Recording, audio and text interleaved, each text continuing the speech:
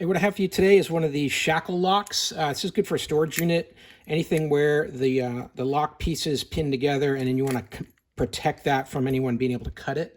It's got this really heavy metal puck, pretty much, that it all sits inside. It's super heavy, this thing. So it's definitely going to be hard to cut. That's going to take some time, but to open the lock with some basic tools without the key, I'm going to show you, is pretty easy. And unfortunately, what they're doing is they're using the shape key to be a little bit deceptive. If you're familiar with American locks, they always use this same style key, and it looks just like it. But you're going to see that the ability to protect you from this being picked open is pretty light. So here it's locked up right now. I'm just going to use a very basic thing called a city rake. It looks like this. Very simple set of random bumps there on the bottom. We're just going to glide that across. I'm going to use a tension rod in the bottom of the lock, like this.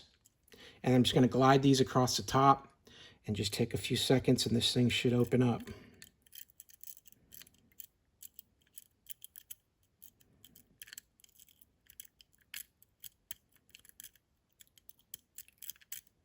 And there it goes. And now we're open. So don't be deceived. You know, these don't have the security pins. They don't have the better technology inside this simple little lock piece here. And it's just easy to open. So just a basic city rake opens this up in a few seconds. Not nearly the security that you might expect from one of these American locks. Hey, I hope this video was helpful. Hope this information was useful to you. And as always, I hope you have a great day.